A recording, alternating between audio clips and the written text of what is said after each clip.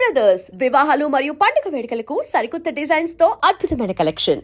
కానీ ఖచ్చితంగా నేను 5 రోజులు అగ్ని పరీక్ష వరకు పోయినా. అగ్ని పరీక్ష వరకు పోయినా ప్రతిరోజు కూడా రా రా రా రా అని పిలిచిర్రు. వాళ్ళు చెప్పిన టైం కన్నా ఇంకా మేము ఒక గంట ముందే పోయినాము. అంతా ఓకే అనుకున్నాము, అంతా ఓకే చేసిండ్రు. కానీ నాకు వేజీ పరంగానట, అమ్మ నువ్వు గంగమ్మ లెక్కనే మధ్యలో వెళ్ళిపోతావు, నువ్వు వేచికి తట్టుకోలేవు, అన్నం కరెక్ట్ ఉండదు, నిద్ర కరెక్ట్ ఉండదు అన్నాడు. నేనన్నా నిద్రకు మాకు అలవాటే, మేము పల్లెటూరు నుంచి వచ్చినాం.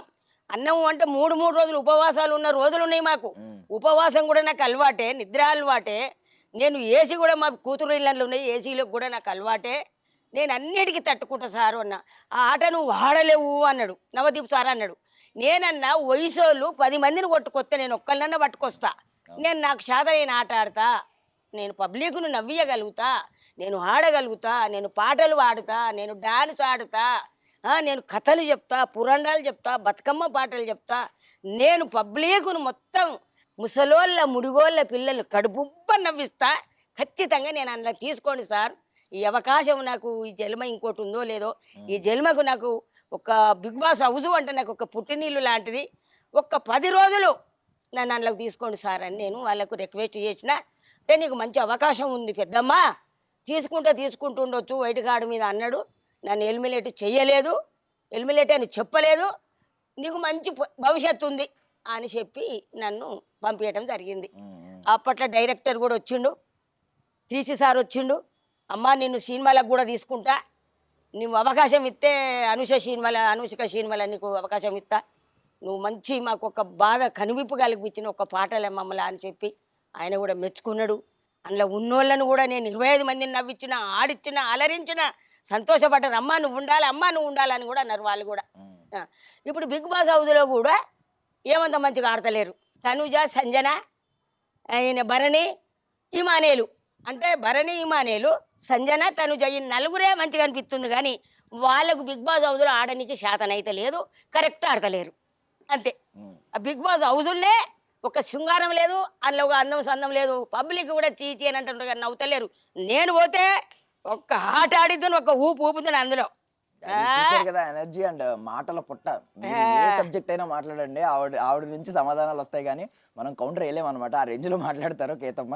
అండ్ మీరు శ్రీజ గురించి కూడా మాట్లాడారు, దమ్ము శ్రీజ కూడా నచ్చిందని చెప్పి. నచ్చింది. ఇప్పుడు ఆమె ఎలిమినేట్ అయిపోయింది కదా, మీకు ఏమనిపించింది? ఎలిమినేట్ చేసి అది చాలా తప్పు, చాలా ఆమె చేయకూడదు. మంచిగా ఆడింది. ఆ పొల్ల మొదటి నుంచి కూడా ఆమె అగ్ని పరీక్షలు గెలిచి వచ్చింది ఆమె బిగ్ బాస్ హౌస్లోకి. కానీ ఆమెను వీళ్ళు తీసేసాడు, ఎవరు తీసేసారు కానీ అది రాంగు. ఆమె అమ్మాయి మంచిగా ఆడింది. సో అమ్మ మిమ్మల్ని హోల్డ్ లో పెట్టారు అలాగా? మీకు నన్ను హోల్డ్ లో పెడుతున్నా, శ్రీముఖి మేడం అనేది హోల్డ్ లో పెడుతున్నా అంటే మరి నేను మా ఇంటికి పోతున్నా, నా కూతుర్లు అడుగుతారు, అమ్మ నువ్వు ఓడిపోయినట్ట గెలిచినట్ట అని అడుగుతారంటే లే నువ్వు ఓడిపోలే అమ్మ, మేము హోల్డ్ లో పెడుతున్నాం, ఖచ్చితంగా నేను తీసుకో ఉన్నామని, నీది అయింది ఓకే అయింది అని చెప్పు నీ బిడ్డలకి అన్నది మేడం. సో ప్రతిసారి వైల్డ్ కార్డ్ అని చెప్పి కొత్త వాళ్ళని తీసుకొస్తున్నారు కదా, మనం చూస్తూ ఉన్నాం. మీకు ఉందా నెక్స్ట్ వైల్డ్ కార్డ్ కి నన్ను పిలుస్తారా అని ఎదురు చూడడం? ఊరికి ఎదురు చూసిన. నిన్న మొన్న 6 మంది వచ్చారు కదా సార్, ఆ 6 మందిలో కూడా నాకు అవకాశం ఇస్తాడేమో నాగార్జున సారు, విక్బాత్ సారు. కానీ మీకు నచ్చకపోతే సారు 5 రోజులలో నన్ను ఇంటికి తోలేదు ఉంటుంది. కానీ నేను సద్దుల బతుకమ్మ పండుగ కూడా బతిలా ఆయన నాగార్జున, విక్బాత్ సార్ను అందులో పెట్టినా, సార్ నేను సద్దుల బతుకమ్మకు వస్తా, బతుకమ్మలను వేరుస్తా, పాటలు పాడతా, ఆ ఉన్న 5-6 మంది ఆడపిల్లలను నేను నవ్విస్తా, 1 గంట దానికి ఆడతాం, 11 గంటల దానికి బతుకమ్మలు వేర్చి సూపర్ పాటలు పాడతా సార్, బతుకమ్మ పాటలు. తెల్లారి నన్ను ఇంటికి పంపించండి సార్ నన్ను తీసుకోండి సార్ అని చెప్పి రిక్వెస్ట్ చేసిన ఎవరిని బిగ్ బాస్ను నాగార్జున సార్ను. కాకపోతే చూడండి ఎవరి దగ్గర వయసు గురించి మాట్లాడుతున్నారు, ఎనర్జీ గురించి. ఆ ఎనర్జీ చూసారు కదా, మీరు మళ్ళీ వయసు సరిపోవట్లేదు అని మాట్లాడడం నిజంగా అది ఐ మీన్ వయసుకు సంబంధం లేదు. నేను ఆడుదును కాబట్టి అందరిలక మొగలక కాబట్టి గవి ఆడకపోదును. కానీ సూపర్ ఆడితే తెలంగాణ రాష్ట్రాన్ని కడుపు నవ్విచ్చు పరిశాను. కేతమ్మాయమే కింగ్ అందరు నన్ను అట్లా చేసొద్దు అందులో. ఇప్పుడు బేసికలీ కుటుంబం అంటే మనకి అమ్మమ్మ నానమ్మ తాతయ్య వీళ్ళందరూ ఉంటారు. అవును. ఓన్లీ యంగ్స్టర్స్ కుర్రోళ్ళే కాదు, కుర్రోళ్ళు ఆడపిల్లలు వీళ్ళే కాదు, అంతే. అందరూ ఉంటేనే అది కుటుంబం అవుతుంది. కలిసి ఉంటేనే. ఈవెన్ బిగ్ బాస్ హౌస్ లో కూడా మీ వయసు వాళ్ళు ఎవరు లేరు, మీ వయసు వాళ్ళు కూడా ఒకరు ఉంటే అది కుటుంబంలో ఉండేది. నా వయసు వాళ్ళు కూడా చూసేటోళ్ళకి కూడా అరే ఈమె వచ్చిందిరా బాగా చెప్తుంది అని చెప్పి నా వయసు ఉన్న వాళ్ళు నవ్వుదురు. అంతే. పోన్లండి, అది బిగ్ బాస్ అయితే ఎప్పటికైనా వస్తుంది. మేము కూడా అదే అనుకుంటున్నాం, మిమ్మల్ని హోల్డ్ లో పెట్టారు కాబట్టి ఖచ్చితంగా పిలుస్తారు. మేబీ నెక్స్ట్ వీక్ ఇంకొక నెక్స్ట్ వీక్ ఎప్పుడొకప్పుడు ఒకసారి వాళ్ళ దయ. నేను అనుకుంటున్నా. వాళ్ళ దయ. Yeah, okay. సో సర్లేండి, అది పక్కన పెట్టండి. అసలు ఏంటి మీ మీ జర్నీ, మీ ప్రయాణం ఎక్కడి నుంచి మొదలైంది? అసలు వార్డు మెంబర్ నుంచి స్టార్ట్ అయినట్టుంది. బిగ్ బాస్ హౌస్ వరకు వెళ్ళారు. రేపు బిగ్ బాస్ హౌస్ లో కూడా వెళ్తారేమో, చూద్దాం. కాకపోతే ఒక ఐ మీన్ ఏంటంటే మీ జర్నీ చూసి చాలా మంది ఇన్స్పైర్ అవ్వచ్చు. ఎన్నో కష్టాలు పడ్డానని మీరే చెప్తున్నారు. అంటే మీరే అన్నారు కదా, 3 రోజులు ఉపవాసం ఉన్న రోజులు కూడా చాలా సార్. కష్టాలు చెప్పాలంటే మాది ఒడిచిపోదు, కానీ మీరు విన్నారు కాబట్టి చాలా కష్టపడ్డాం, చాలా బాధలు పడ్డాం. ఎక్కడి నుంచో ఇక్కడికి వచ్చి ఇవాళ ఇక్కడ స్థిరపడ్డాం. పిల్లలను కూడా ఉపవాసాలు పండబెట్టిన నా పిల్లలు కూడా మేము చదువుకొని తిన్న ఒక చుట్టం వస్తే మేము ఒక 1/2 కిలో బియ్యం తెస్తే కూడా మా పిల్లలు ఇంక అన్నం పెట్టి ఇట్లా కంటి సాయిగా చేస్తే కూడా ఉపవాసం ఉండి సరే అమ్మ మాకు చాలమ్మా అని చేతులు కాలు కడుక్కొని గిన్నెలు ఆడబెట్టి చదువుకున్న రోజులు ఉన్నాయి. కూలి నాలి కష్టం నా భర్త నేను ఎన్నో బాధలు పడ్డాం సార్. బాధలు పడ్డాం. ఇక్కడికి వచ్చినాం దేవుని దయతోటి మంచిగానే బతున్నాం. ఒకరికి ఎదురు చూడకుండా ఒకరు చేయి చాపకుండా మా బతికేదో మేము బతుకుతాం అంతే. ఇంకొకరికి మేము సాయం చేసేటట్టే బతున్నా కానీ మేము ఒకరికి చేయి చాపకుండానే బతుకుతున్నాం. సో ఆవిడ ఒక మంచి మాట చెప్పారు. అంటే ఒకవేళ లేనప్పుడు కూడా ఒక కనుసైకి చేస్తే వాళ్ళ పిల్లలంట నాకు కడుపు నిండిపోయిందని చెప్పేవారు. చుట్టం వస్తే అమ్మాయికి ఇంత అన్నం పెట్టు అని గిన్నెలు చాపితే అన్నం లేదు బిడ్డలు అనేటి కంటి సైగా చేస్తే సరే మమ్మీ మాకు సరిపోయిందని చేతులు కడుక్కొని పోయి పిల్లలు వండుకునేటోళ్ళు. అందులో ఉన్న అన్నం నా వచ్చిన చుట్టానికి పెట్టి మేము పండుకునేటోళ్ళ ఉపవాసం. చాలా సంస్కారంగా పెంచారు మీరు. ఐ మీన్ మీదేంటి ప్రేమ కదా ఏమన్నా మీ ఇద్దరిది? లేదండి, చూచేసిందే. చూచేసిండు. అమ్మ నాన్న లేరు, అన్న తమ్ముడు లేడు, అక్క చెల్లెండ్రు లేరు, నాకు ఎవ్వరూ లేరు. తాత దాదిండు, అమ్మ చిన్నప్పుడే చచ్చిపోయిందట పుట్టిన ఒక 2 నెలలకే.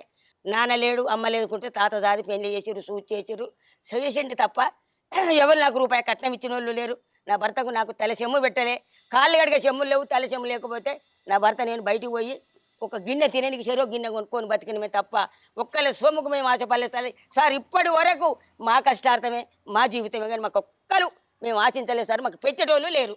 మీరు ఒక మాట చెప్పారంటే నేను మా ఆయన ఎన్ని కష్టాలు పడినా మా ఇద్దరికి ఒకరికొకరు తోడు. ఈ రోజుల్లో మీరు చూస్తున్నారా, ప్రేమించి పెళ్లి చేసుకుంటున్నారు, తర్వాత మళ్ళీ విడిపోతున్నారు. మీరు ప్రేమ పెళ్ళి ఏం కాదు, కానీ ఎన్నో కష్టాలు పడినా మీరు ఎంత అన్యోన్యంగా ఉన్నారంటే నాకు మా ఆయనకి నేను ప్రపంచంతో సంబంధం లేదు, మాకు మేము ఉన్నాం అని చెప్పి. ఇలాంటి వాళ్ళని చూసి నేర్చుకోవాలి. మీరు ఈ రోజుల్లో ఇలాంటి వాళ్ళని చూసి ఏమనుకుంటున్నారు? ఇప్పుడు ప్రేమించి పెళ్లి చేసుకుని మళ్ళీ విడిపోయి ఇలా ఉంటున్నారు కదా చాలా మంది. ఇవాళ రేపు పెళ్లి చేసుకున్న ఆడోళ్ళకు కోపం వచ్చినా మొగోళ్ళు తట్టుకోలేకపోతారు, మొగోళ్ళు ఏమైనా తప్పు చేసినా ఆడోళ్ళు తట్టుకోలేకపోతారు. అది ఒక 1, 2, 3 అని 10 అంకెలు లెక్క పెట్టుకోవాలి. కోపాలు వచ్చినప్పుడు వాళ్ళు తట్టుకోలేక ఏం చేస్తున్నారంటే ఆత్మహత్యలు చేసుకుంటారు. భర్తనన్న భార్య చంపుతుంది, భార్యనన్న భర్త చంపుతుండు. అట్లా కూడా కాకుండా పసి పిల్లల ప్రాణాలు తీస్తుర్రు. పసి పిల్లలను చంపే హక్కు ఎవరిచ్చిరు సార్? ఆ తల్లికి ఇచ్చిందా హక్కు, తండ్రికి ఇచ్చిందా? నీకు 4 రోజుల నీకు 5 నిమిషాల సుఖం కొరకు పాపానికి పరిహారం పిల్లలు. భగవంతుడితో సమానం పిల్లలంటే పసి పిల్లలను చంపుతుర్రు, ఆగం చేస్తుర్రు పైసలు పిల్లలను. ఇలా ఆడదాన్ని కూడా మొగోడు అర్థం చేసుకుంటలేడు. ఆడది అంటే ఎవరు? ఆదిపరాశక్తి మహిళ, ఆదిపరాశక్తి మహిళ. మహిళలను తక్కువ చేయలేదు. నీవు కన్నది కూడా, నిన్ను కన్నది కూడా మీ అమ్మ ఆడమనసే, నీ భార్య కూడా ఆడదే, నీకు పుట్టింది కూడా ఆడపిల్లే. అయితే ఆడది ఇక్కడ భారతదేశంలో ఆడది అంటే ఆదిపరాశక్తి. ఇలా ఝాన్సీ లక్ష్మీబాయి బిడ్డను సంకలేసుకొని గుర్రం మీద కూర్చొని కత్తితోటి యుద్ధం చేసిన ఝాన్సీ లక్ష్మి పుట్టిన గడ్డ ఇది. ఝాన్సీ లక్ష్మీబాయి యుద్ధం చేసింది. రాణి రుద్రమదేవి పుట్టిన గడ్డ ఇది. సాకల ఐలక్క యుద్ధం చేసిన గడ్డ ఇది. ఇది మదర్ తెరీసా పిల్లలు లేకున్నా కూడా ఆ తల్లి మదర్ తెరీసా సేవ చేసిన గడ్డ ఇది. తెలంగాణ గడ్డల మహిళ అంటే ఒక ఇలువ లేదు. ఇవాళ విమానము నడుపుతుంది మహిళ, కలెక్టరు మహిళ, డాక్టరు మహిళ, ఇవాళ ముఖ్యమంత్రి సీఎం మన ఇందిరాగాంధీ మహిళ. మహిళను తక్కువ చేసి మాట్లాడొద్దు. ఎక్కడ చూసినా మహిళను అర్థం చేసుకోవాలి. భూతల్లికున్న సహనం ఉంది మహిళ దగ్గర. భారత మాత భూతల్లి అంటే అమ్మ, ఆదిపరాశక్తి అమ్మ. ఎప్పుడు మహిళలను కించపరచొద్దు. ఆ తల్లి కంట నీరు పెట్టొద్దు. మహిళలను అర్థం చేసుకోవాలి. మహిళలను చంపుతురు, పసిపిల్లలను చంపుతురు. ఆడదానికి రక్షణ లేదు. పసిపిల్ల స్కూల్కి పోయి ఇంటికి వస్తుందంటే ఆ పిల్లకు రక్షణ లేకుండా చేస్తురు. చిన్న చిన్న పిల్లలు బడికి పోయి ఇంటికి వస్తుంటే పిల్లల్ని ఎత్తుకుపోయి అత్యాచారాలు చేస్తురు. ఇది ఇవాళ భారతదేశం గడ్డ మొత్తం మారిపోయింది.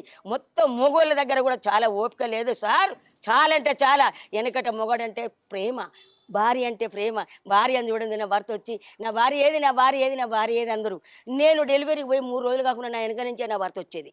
నేను మామగారింటికి పోతే అంటే అప్పటి ప్రేమలు వేరు సార్.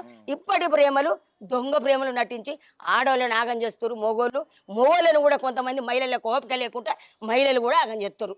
ఇది సార్.